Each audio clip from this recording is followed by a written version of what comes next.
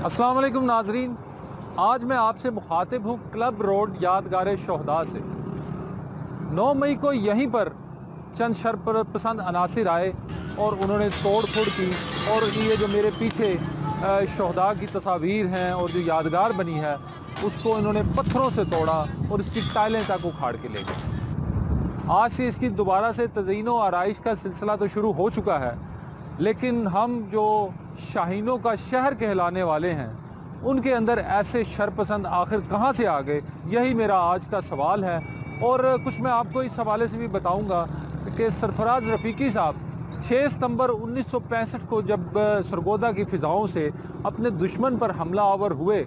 तो उन्होंने इस बहादरी के साथ लड़े, ऐसी बहादरी के साथ लड़े कि भारतीय फ़िज़ाइया और भारतीय फ़ौजी अहलकारों ने भी इनकी बहादरी को तस्लीम किया और इनको एजाज़ात दिए गए। सरफराज रफ़ीकी साहब ने जब अपने साथ दीगर पायलट्स के साथ फ़ाइट कर रहे थे तो इनकी गन जाम हो चुकी थी, लेकिन इन्होंने अपनी जान की परवाह ना करते हुए भी अपने साथियों की हौसला अफजाई के लिए उनको बैकअप दिया और इसी असना में एक जहाज़ के फायर से ये शहीद कर दिए गए।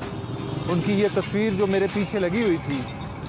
यहाँ के जो शाहीनों का शहर था उसके इन शरपसंदों ने उसको चूर चूर करके रख दिया। इससे सिर्फ पाकिस्तान का इमेज नहीं, हमारे इस शहर का इमेज भी बुरी तरह मजरूह हुआ। गो आज इसकी तज़ीनो आराइश हो रही है, टाइलें पत्थर लग रहे हैं, लेकिन जो शीशे की किरचियाँ इस सड़क के ऊपर गिरी हुई हैं शायद ये बरसों लग जाएंगे इनको चुनने के लिए।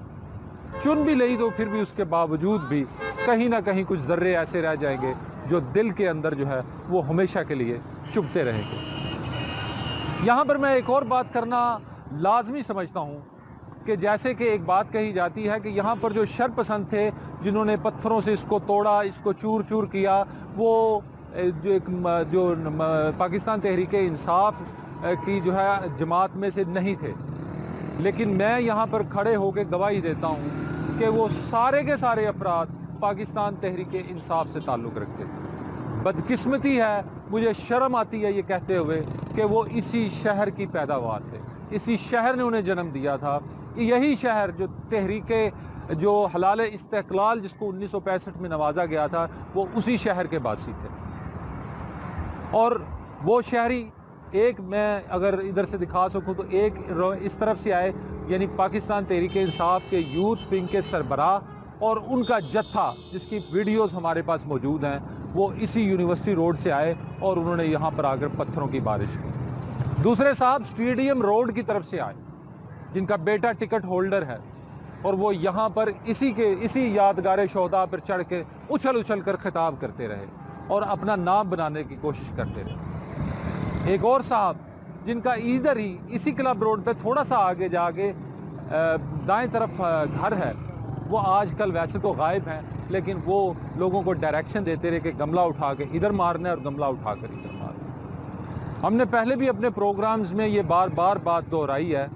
कि ये लोग जो हैं इनका जहन के अंदर जहर भरा गया है और इनको एक इनकलाबी की शक्ल में पेश किया गया है। हालांकि ना तो ये कोई इनकलाबी हैं ना कुछ और, सिर्फ़ और सिर्फ चंद नौदौलतियाँ हैं जो अपनी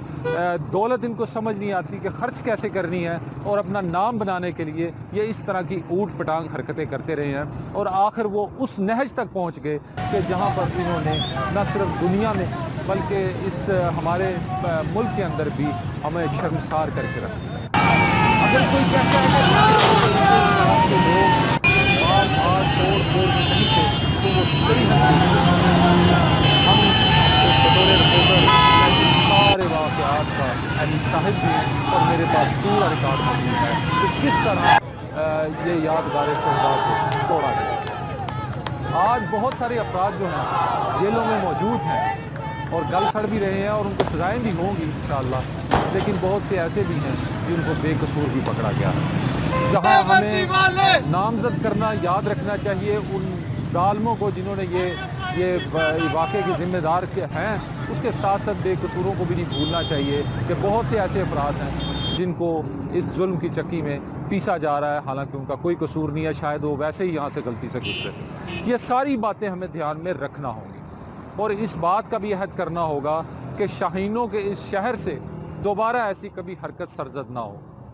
وہ قومیں ہمیشہ تباہ و برباد ہو جاتی ہیں جو اپنے محسنین کو بھول جاتی ہیں۔ لوگ ہمیشہ وہی اچھے ہوتے ہیں، سوسائٹیاں وہیں پنپتی ہیں جہاں احسان مندی کا رجحان زیادہ سے زیادہ ہوتا ہے۔